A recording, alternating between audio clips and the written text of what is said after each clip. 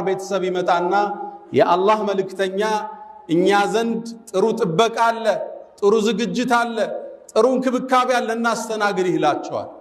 እሳቸውም መልሳቸው አንድ ነው፣ ደዑሃ ፈኢነሃ መእሙራ፣ ግመሏን ተዋት አላህ ያዘዘበት ቦታ ነው የምትበርከው ይላሉ።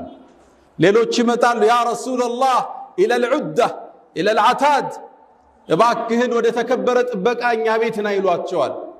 ነቢዩም መልሳቸው አንድ ነው፣ ተዋት እሷ ታዛለችና።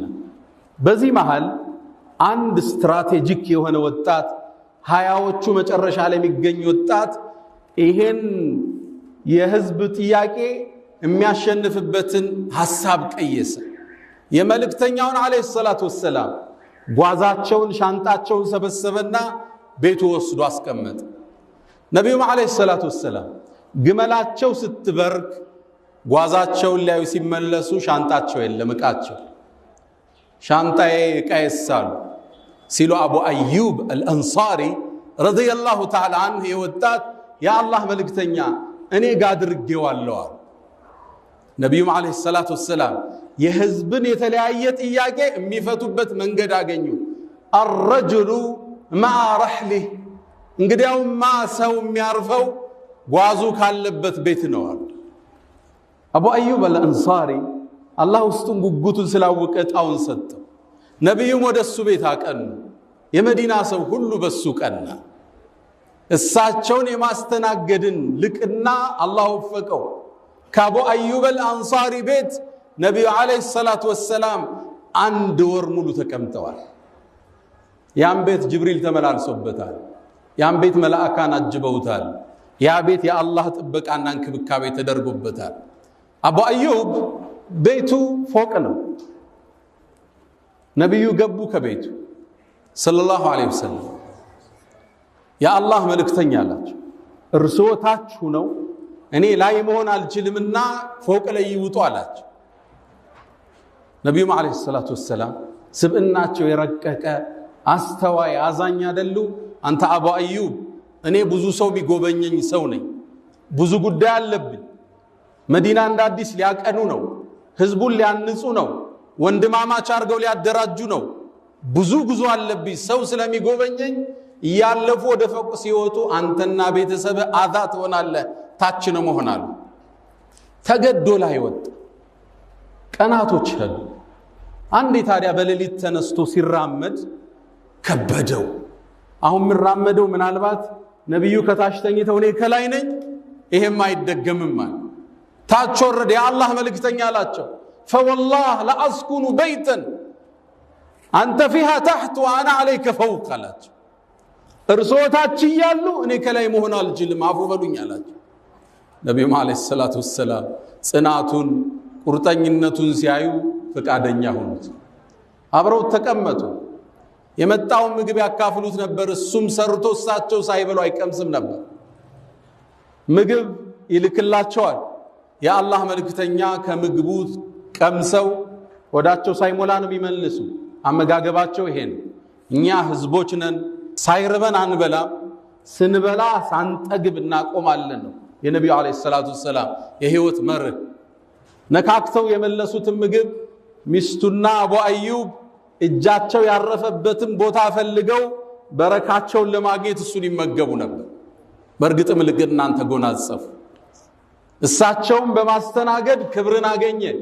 በመዲና ጎዳናዎች ላይ ሲሄድ እኔ እኮ ነቢዩ ቤቱ ያረፉለት ሰው ነኝ ይል ነበር አቡ አዩብ። ከዓመታት በኋላ ነቢዩም አልፈው ሰለላሁ ዐለይሂ ወሰለም ወደ ጌታቸው እንኳን ተሻግረው ሰሃቦቹ ይሄን ልቅና አረሱለትም። አንዴ እብኑ አባስ በስራ የምትባለው የኢራቅ ከተማን መሪ ያሉ አቡ አዩብ ገባ፣ አገኙት። እብኑ አባስ አስተናገዱት። በነቢዩ ላይ ያረከውን ውለታን መግፈል አለብኝ አሉ። ለመሆኑ ዕዳ ስንት አለብህ? 20,000 ድርሃም አለው። 40,000 ሰጡት። 20 የሚሆኑ ባሮች የሚሸጣቸው የሚያስተናግዱት ሰጡት።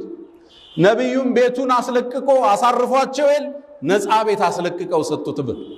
እብኑ አባስ ረዲየላሁ ተዓላ አቡ አዩብ ከነቢዩ ሰለላሁ ዐለይሂ ወሰለም ጋር ማይጠፋ በሁሉም ዘመቻቸው የሚገኝ ከጎናቸው ማይርቅ የነብዩ ወዳጅ ነበር ሐታ አላህ ቁርአን ላይ ድርጊቱን አዳንቆ ጸግቦለታል ክስተቱን ታቆታላችሁ እዚህ ቦታ ላይ በኹጥባ አንስተነዋል የነብዩ አለይሂ ሰላቱ ሰላም ባለቤት እናታችን አይሻን ሙናፊቆቹ ስሟን ለማጥፋት ዘመቱ ሶፍዋን ጋር ዚና ሰርታለች ብለው አሰሩባት ክስተቱ ከባድ ነበር አውስተነዋል በስፋት አላህ ሱረቱ ኑር ላይ የብርሃን ምዕራፍ በሚለው ውስጥ ያ ማህበረሰብ የሚያስፈልገውን ብርሃን ሲናገር ይሄን አተታ ዘግቦታል ያኔ ሙናፊቆቹ ይሄን ወሬ ያቀባበሉት የሳቸውን ዳዕዋ ለማጠልሸት ስብዕናቸውን ለማርከስ ይሄ ወሬ አቡ አዩብ ጋር ደረሰ ሚስታቸው ኡሙ አዩብ ጋር ሁለቱ ቁጭ አሉና ወሬ አወሩ አንተ አቡ አዩብ አለች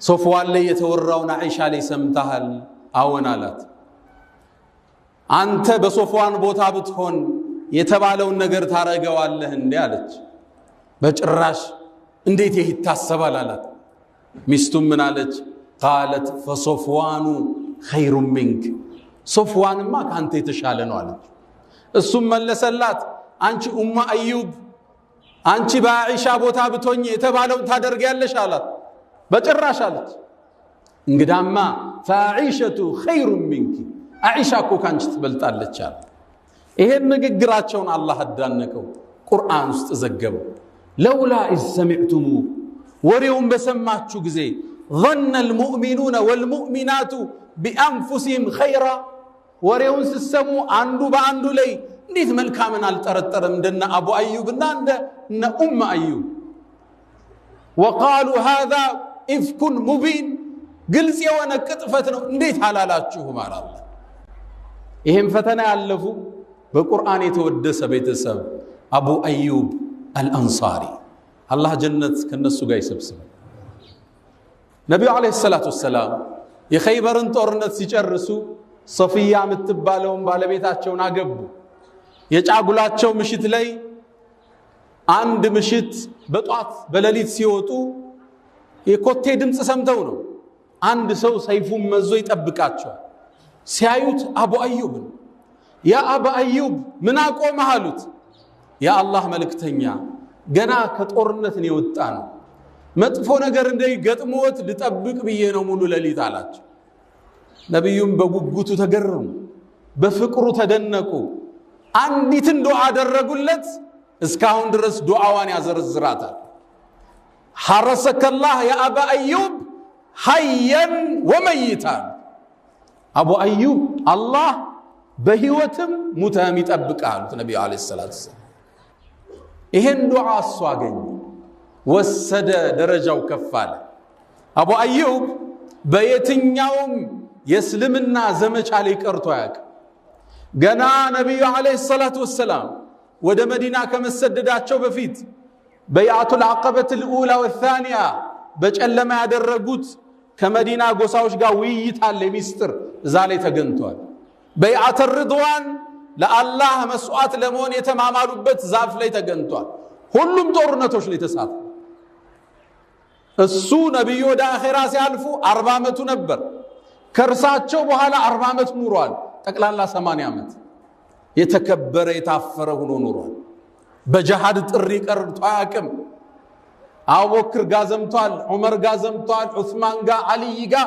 ሙአዊያ ጋር ዘምቷል አቡ አዩብ አልአንሳሪ እድሜው 80 አመት እንደደረሰ አንድ ዘመቻ ሙአዊያ ጠራ የሙስሊሞቹ መሪ ልጁንም የዘይድ ኢብኑ ሙአዊያን የጦሩ መሪ ያደረገው ዘመቻው እንደተለመደው የአረቡ ሀገር ላይ አልነበረም ወንዝ አቆራርጠው የሚሄዱበት ዘመቻ ነው ወደ አሁኒቷ ኢስታንቡል ነበር የሚሄዱት ያኔ ቦታ ቆስጠንጢንያ ትባላለች የነሷራዎቹ ጠንካራ ግዛት ምትባለች ይሄን ግዛት ግን አንዴ እንደሚከፈት ነብዩ አለይሂ ሰላቱ ሰላም ተንብየው ነበር ለቱፍተሐን القسطنطينية ኢስታንቡል ትከፈታለች አሉ ያኔ የነሷራዎቹ ግዛት ነች የተከበረች የታጠረች ነች እሷን መክፈት ያልሞከረ የለም ተሳክቶለት በታሪክ የሚያቀል ግን እሷ ትከፈታለች አሉ ያኔ ነብዩ አለይሂ ሰላቱ ወሰለም።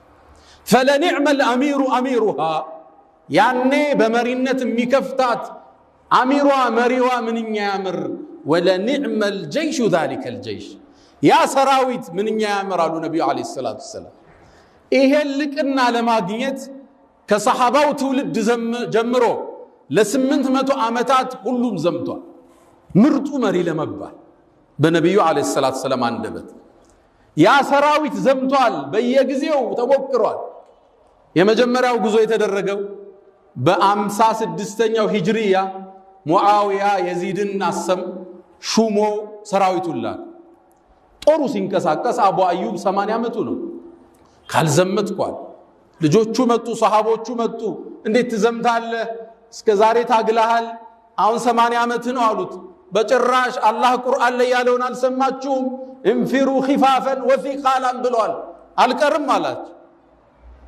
እኒህ የ80 ዓመት የእድሜ ባለጸጋ ዘመቱ። ጦርነቱ ተጀመረ። ፈታኝ ነበር ጦርነቱ። ከፍተውት ሊገቡት አልቻሉ። ያኔ አቡ አዩብ ታመመ። ሲታመም የዚድ የጦሩ ጀነራል መጣ። ያ አቡ አዩብ እንዴት ነህ አለው። አይ ምድን አይመስለኝም አለ። ታዲያ ምንድነው ወሲያ አለው። አደራ ስጠኝ፣ ከሞትኩኝ ወደ ጠላት ድንበር ጫፍለኛ ቀበሩኝ አላቸው። ምችለውን ያህል ግፋና ዛሬ ይቀበረኛል እንዳለው ምሩሁ ወደ ሰማይ ተሻገረች። የዚድ ኢብኑ ሙአዊያም ጀናዛውን ተሸክሞ ወስዶ ኮንስታንቲኒያ ያሁኑ ኢስታንቡል አጥሩ አካባቢ ቆፍሮ የመጨረሻ መሄድ የሚችለው ቦታ ቀበር። ጦሩ ሊመለስ ሲል የሩሞቹ መሪ ቀይሰር ከላይ ላይ ሆኖ ሲመለከት አንድን ቀብር ተመለከተ። የማን ቀብር ነው አሉት። ይሄማ የሙስሊሞቹ ሰራዊት ጋር ዘምቶ የመጣ አንድ ሰው ነው። ደብዳቤ ጻፈ። ለማን? ለየዚድ ኢብኑ ሙአዊያ። ከፊት ለፊታችን ሰው ቀብረህ ሄደሃል፣ እንቆፍረውና ስጋውን ለውሻ እንሰጠዋለን። የዚድ ኢብኑ ሙአዊያ ደብዳቤውን ገለበጠና ስማኝ አለው። ይሄ ሰው አቡ አዩብ ይባላል፣ የመልእክተኛው የቅርብ ወዳጅ ነው። ቀብሩን ትነካውና ቀብር የተባለን ቆፍሬ ደፋለዋል። አገሬ ላይ ያሉ የእምነት ቦታዎቻችሁን አቃጥላል። አገሬ ላይ የእናንተ እምነት ተከታይ ይኖርማል። ሰራዊት ጥጉማይ ታወቅ ይጀመጣለው፣ አንገትህን ከተከሻህ ለየዋለሁ። ቀይሰር እንዲህ አይነት ዛቻ ሲሰማ ወደ አጉል ፈተና እየገባ መሆኑን አወቀና ገልብጦ ምን አለው?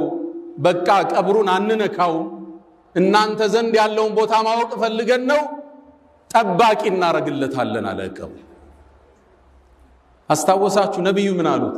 ሐረሰከላህ ሐየን ወመይታ፣ አንተ አቡ አዩብ ሙተህም በህይወትም አላህ ጠባቂ ያርግል ብለዋል። አሁን ጠባቂው ማን ሆነ? የጠላት ጦር ዘበኛ ቀጠረ። ከዛን ጊዜ ጀምሮ 800 ዓመት ሩሞቹ ነበር የአቡ አዩብን ቀብር የሚጠብቁት እንዳይነካ። 800 ዓመት። ከ800 ዓመት በኋላ ሙሐመድን አልፋቲህ ከፍቶ ገባ ቁስጥንጥንያ፣ ድል አደረገ ሙስሊም። ከዛም በኋላ እስካሁን ድረስ አሁን ቱርክ ብትሄዱ የአቡ አዩብ አልአንሳሪ ትልቅ መስጂድ ታገኛላችሁ። ቀብሩንም እየተጠበቀ ታገኙታላችሁ። ከዛን ጊዜ ጀምሮ እስካሁን ለአቡ አዩብ አልአንሳሪ ዘበኛ ተደርጎለታል። ሐረሰከላህ ሐየን ወመይታ ነብዩ